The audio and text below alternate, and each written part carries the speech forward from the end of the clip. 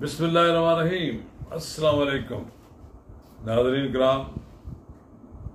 कल की फौजी तर्जुमान जनरल शरीफ की प्रेस कॉन्फ्रेंस के बाद लोग सवाल करते हैं कि इमरान खान का क्या मुस्तकबिल है, सियासी मुस्तकबिल। तो मैं तो यही कहता हूँ, जिस फौज ने एक नाकाम बगावत को कुचल दिया और इस बगावत में जो जो लोग आलाकार बने या जिन लोगों ने नलायकी का सबूत दिया, उन सब के खिलाफ इंजबाती कार्रवाई हो चुकी है। तो जाहिर है इस साजिश के खिलाफ जो करता धरता है, जो पीछे इसके साजिश के डोरियां ला रहा था, उसको कैसे माफ कर देंगे। तो मुझे तो इमरान खान का सियासी मुस्तकबिल तारीक नजर आता है। तो सियासत में ऐसा होता है कि बाद सियासतदान अपने करतूतों की वजह से ऐसे सियासत के अंधेरों में चले जाते हैं जहां उन्हें फिर बाहर निकलना मुश्किल होता है। नाज़रीन किराम, कबल इसके अगर आपने मेरा अब तक यूट्यूब चैनल नवाज रजा के साथ सब्सक्राइब नहीं किया तो बराए करम फौरी तौर पर सब्सक्राइब करें, लाइक करें और आइकन का वो बटन दबाना ना भूलिए कि जब हम वीडियो लोड करें तो सबसे पहले आपको इत्तला मिले। नाज़रीन किराम, हम कल की प्रेस कॉन्फ्रेंस के हवाले से बात करते हैं कि 1.5 महीने तक फौजी तर्जुमान की तरफ से खामोशी थी। एस्टेब्लिशमेंट फौज बिल्कुल खामोश थी कि उन्होंने 9 मई के वाकयात में मुलव्वस अफराद के खिलाफ क्या कार्रवाई की।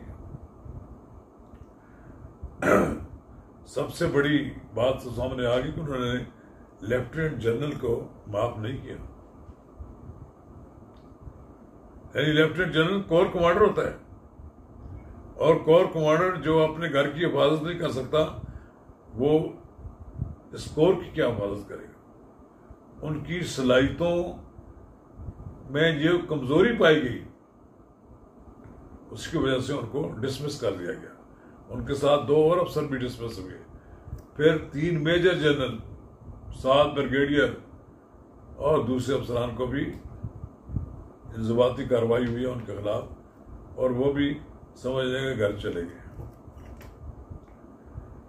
फिर सवाल होता है, लोग सवाल करते हैं कि क्या इमरान खान को माफ कर दिया गया।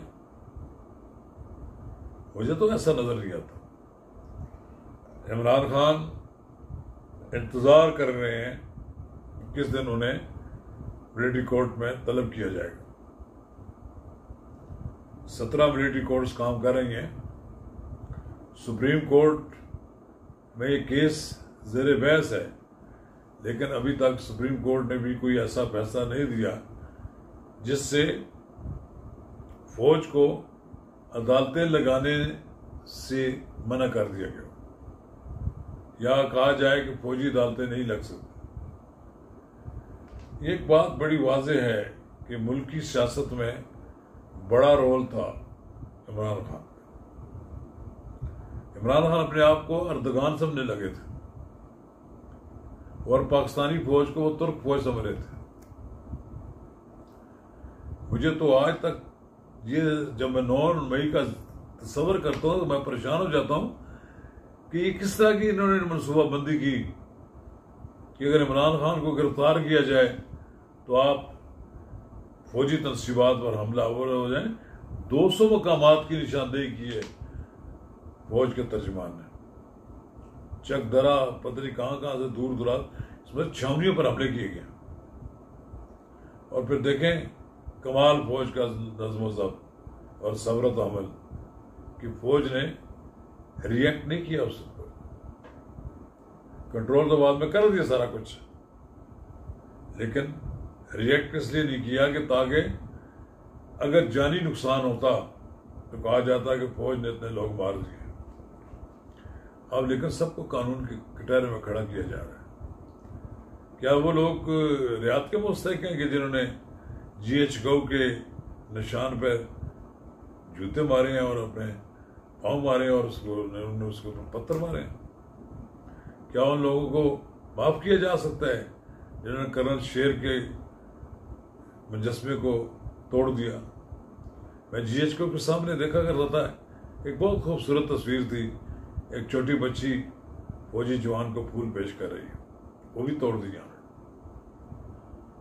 और जुना हाउस के बारे में तो किसको नहीं पता क्या किया, मियाँ वाली के बारे में किसको नहीं पता क्या किया। ओपनली बात यह है कि इमरान खान साहब अपने जुराइम का एतराफ करें और कौम से माफी मांगे। ये अलग बात है, कौम उनको माफ कर दे या ना माफ करे वो दूसरी बात है, लेकिन बड़ेपन का यही सबूत है कि उसने कहा जी मुझसे गलती हो गई।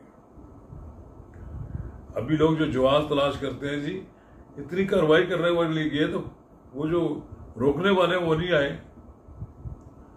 आप चाहते थे ना कि रोकने वाले आए और गोली चलाएं और मुल्क में एक अफरा तफरी पैदा कर दी जाए, कितने सौ इतने हजार आदमी मार दिए गए।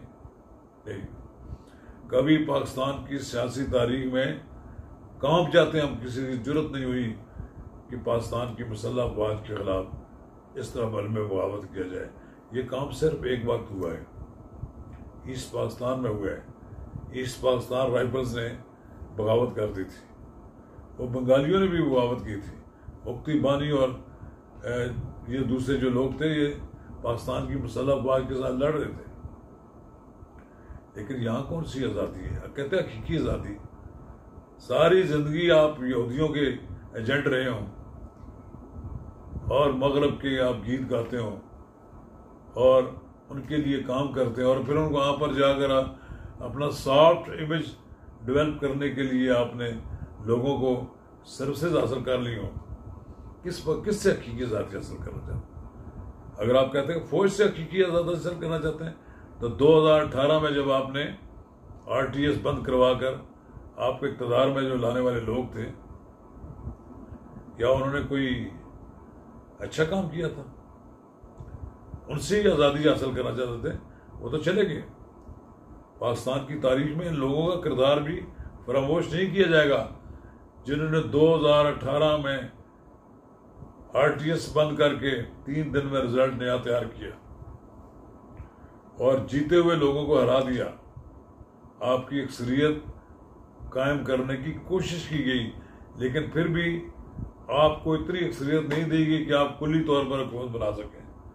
आपको विसाखियों की जरूरत पड़ी, उन विसाखियों के जरिए आपको इक़्तिदार में लाया गया और फिर आप इक़्तिदार में चल नहीं सके। आपने पाकिस्तान की लुटिया डुबो दी। चले ठीक है, आज की हुकूमत नाकाम है, माशी मसाइल नहीं हल कर सके, इसमें कोई शक नहीं, लेकिन ये पीछे से चल रहा था सारा काम। यार डॉलर जो है 300 के लगभग जब हम पहुंचते हैं तो हम घबरा जाते हैं कि या अल्लाह हमने हमारे साथ क्या कुछ लोगों ने कर दिया। आप दुनिया से डॉलर इकट्ठे करते हैं, चंदा इकट्ठा करते हैं और फिर इन्हीं डॉलर्स के जरिए पाकिस्तान की रियासत के कौमी सलामती के अदारों के खिलाफ प्रोपेगेंडा करते हैं, एक सोशल मीडिया पे मुहिम चलवाते हैं। चलिए खान साहब, आप तो फिर जो खेल खेला उसका नतीजा भी भुगतने। मुझे तो आपका सियासी मुस्तकबिल तारीख नजर आता है, मैं बात बिल्कुल क्लियर करता हूँ। एक ही सूरत है, आप बच सकते हैं। फौज अगर आप पर ट्रायल करती है तो वो तो फैसला करना ही करना है। वो आपको माफी चंदा दे दें, अगर वो अपना जनरल 3 स्टार जनरल की परवाह नहीं करते, 2 स्टार जनरल्स को घर भिजवा देते हैं और साबिक आर्मी चीफ की नवासी को कोर्ट ऑफ लॉ में खड़ा करते हैं, 3 स्टार रिटायर्ड जनरल की बीवी को अदालत में लाते हैं। इस तरह एक बड़ी लंबी फहरिस्त है। अभी तो उन्होंने नाम नहीं बताए, नाम सीक्रेट रखे हुए हैं, लेकिन सारी दुनिया को मालूम है कौन लोग हैं। ये एक पाकिस्तान की तारीख में एक ऐसा सबक होगा कि आने वाली नस्लों को भी ये कहेंगे कि इस तरह का काम ना करना। तो खान साहब, अपने सियासी मुस्तकबिल को बचाने के लिए आप रुजू करें, माफ़ी मांगे, पूरी कौम से माफ़ी मांगे, फौज से माफ़ी मांगे, फिर मुमकिन है कि वो आपको माफ़ कर दें, ना करें तो उनकी मर्जी। शुक्रिया।